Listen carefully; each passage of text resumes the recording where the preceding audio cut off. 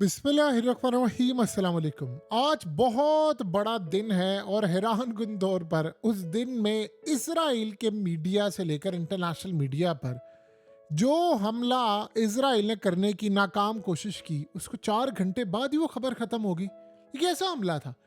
अब जो डेवलपमेंट सामने आई है वो बड़ी हैरानकुन है। आयतुल्ला अली खामनाई की जानिब से ऑर्डर जारी किया गया है कि फौरी तौर पर इजराइल के हमले का जवाब दिया जाए, यानी अब तैयारी करें, अब जवाब देना है। जब ये सूरत हाल सामने आई है तो दो ममालिक की जानिब से ईरान को आया है पैगाम, बड़ा तगड़ा पैगाम आया है। पैगाम ये आया है कि आपने अब जवाब नहीं देना। और इसमें सबसे पहला पैगाम आया है इजराइल की जानिब से। इजराइल ने जो पैगाम दिया है ईरान को, वो दिया है एक मिडिल ईस्ट की कंट्री की जानिब से, और कहा गया है कि हम इससे ज्यादा आपके साथ लड़ाई नहीं चाहते, आपने स्ट्राइक नहीं करना। अब जो मामला हो गया है, जो जैसी सूरत हाल हो गई है, अब उसको वहीं तक रखें। इसके बाद हम इस मामले को आगे नहीं लेकर चलना चाहते। उसके बाद आप ये देखिए कि अमेरिका की जानिब से पैगाम आया है ईरान को, थर्ड पार्टी की यानी थर्ड कंट्री की जानिब से जो मेडिएट कर रही थी। उनको कहा गया है कि आप इस मामले को यहीं पर ख़त्म कर दें, आप इसका जवाब ना दें, वरना मिडिल ईस्ट के अंदर एक बहुत बड़ी जंग छिड़ जाएगी। ये दो चीज़ें सामने आई हैं। इसमें दो बातें ज़हन में रखिएगा। इसराइल का आज का हमला नाकाम नहीं हुआ। आज का हमला इसराइल को 50 साल पीछे धकेल कर लेकर है। ये हमला नहीं था। आप ज़रा देखिए, ये इसराइल के मिसाइल हैं जो इराक के अंदर से गालिबन तस्वीर आ रही हैं, जिसमें बताया गया है कि ये मिसाइल असल में उनके वहाँ पर गिरे मिले हैं। यानी इस सारी सूरत हाल में दो चीज़ें तय हो गई हैं कि जो हमला इसराइल ने किया था वो गालिबन बड़ी दूर से उन्होंने हिट करने की कोशिश की और वो अपने टारगेट को हिट नहीं कर पाए। चाहे आप जो मर्जी कह ले, इसराइल जितनी मर्जी कलाबाजियां करता रहे, ये हमला नहीं हुआ। ये बदतरीन तबाही हुई है इसराइल की। हमला तो आप सोचो, उनकी एयर स्पेस में ये लोग गए नहीं, ना उन्होंने इसको कोई सेलिब्रेट किया। आप सोचो ये आर्मी चीफ की ज़रा हालत देखिए। वो जी, ये तब के लम्हात हैं कि जब ये ऑर्डर दे रहे थे कि मॉनिटर कर रहे थे हमला करना है, आप इतने कॉन्फिडेंट थे तो आप ये हमला कर देते ना। आपसे हमला हुआ ही नहीं है। अब सीन ये है कि इसराइल के इतनी दूर से मिसाइल गिरना वो इंडिकेट कर रहा है कि इस वक्त इसराइल बैकफुट पर चला गया है।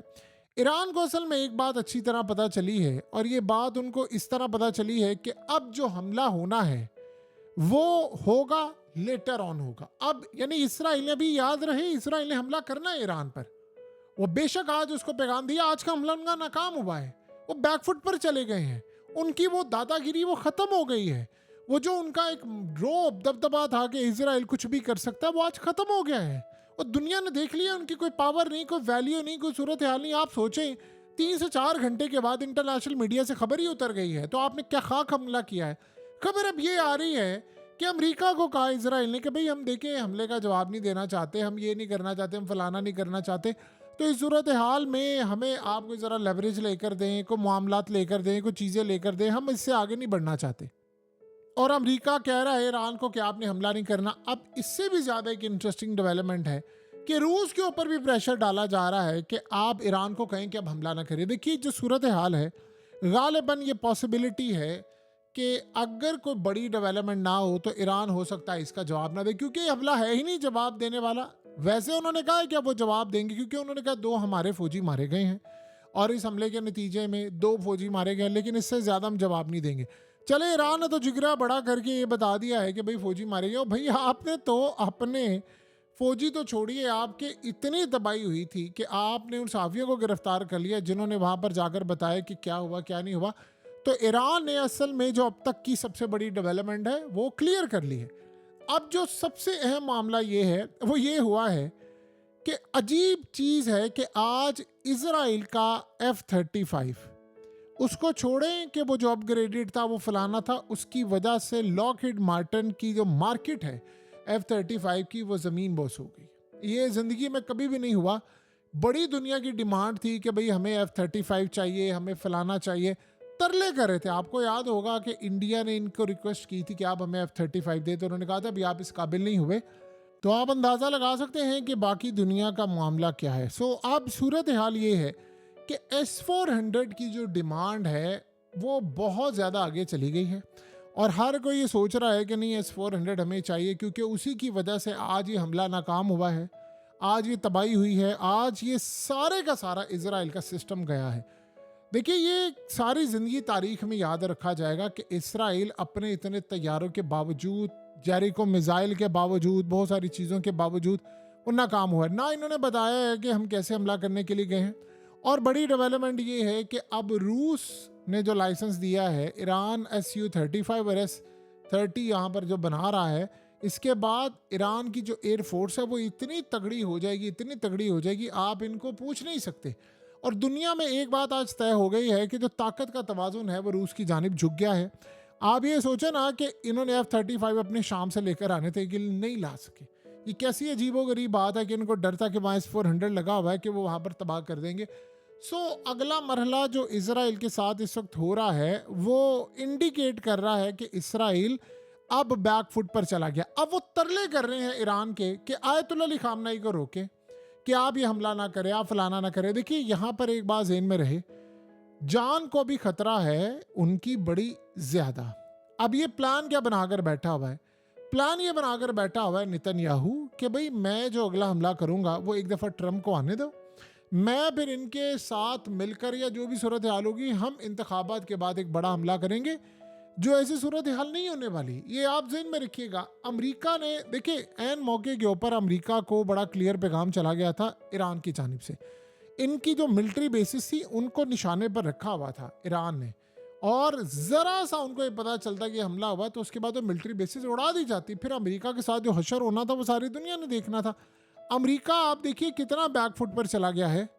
असल में अमेरिका ने ये बात कही थी इसराइल को कि आपको इस तरह हमला नहीं करना चाहिए। इस हमला करने से बेहतर था तो क्या आप हमला ही ना करते? देखिए, ऐसे हमला करने से बेहतर ये था कि आप हमला ना करके अपनी इज्जत बचा लेते। लेकिन फिर इस सारी सूरत हाल में नेतन्याहू ने असल में बताना था कि जी वो अपने वोटर्स को फैलाना, वो उल्टा मैसेज चला गया है। और यही वजह है कि आज इजराइल के अंदर ना कोई जश्न है, ना उनके मीडिया पर वो जो भड़क है जी हम ये कर देंगे वो कर देंगे। आपको पता है जिस दिन इन्होंने इस्माइल हानिया को मारा था, तारीख में ये बात हमेशा याद रखी जाएगी कि उस दिन इजराइल ने अपने आप को आसमान पर पहुंचा दिया था कि हमने ईरान के अंदर घुसकर कार्रवाई की है।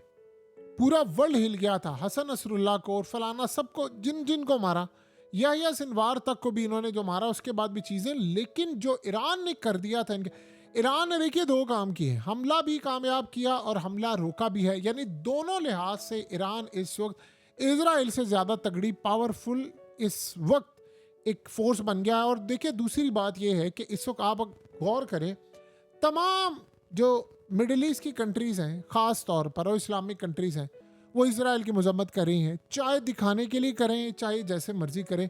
लेकिन एक बात तो तय हो गई है कि इसराइल का वो जो एक रोब था, हम ये करेंगे। उन्होंने कहा था कि हम तो तारीख का वो हमला करेंगे कि इंसानी तारीख ने कभी देखा और सुना भी ना होगा। किधर गया यार तुम्हारा हमला?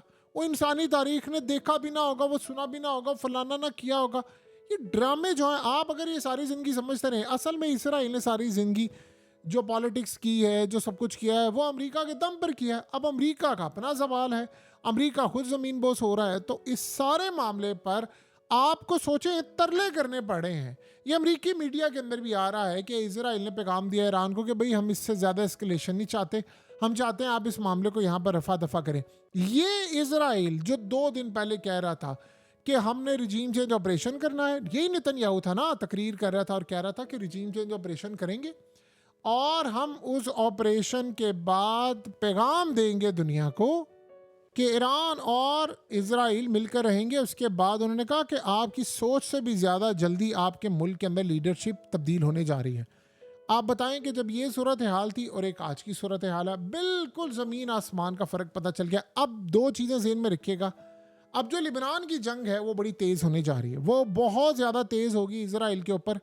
यानी इतनी ज़्यादा इसराइल पर यह हमलावर जंग होगी, क्योंकि एक बात तो सबको अब तय हो गई है कि इसराइल इससे ज़्यादा नहीं जा सकता। तो ईरान अब असल में करेगा क्या कि अब सप्लाई करेगा हथियारों की बहुत ज़्यादा, इन पर हमला करने के लिए मामला सामने रखेगा। इस वक्त मज़ीद कार्रवाई के लिए ईरान के पास अब मैदान खुला है। अब रूस के साथ खुलकर मामला तय होंगे, वो जो हमला होना था, नाकाम होना था, चीज़ें होनी थी, वो सारा कुछ हो के फारिग हो गया। सो अब इसराइल इस वक्त रहमो करम पर है कि ईरान हमला करे या ना करे। अब ये ईरान के ऊपर है कि वो हमला करे और इनका थाट भी उड़ा दे और इनको भी उड़ा दे, ये उसके ऊपर डिपेंड करता है।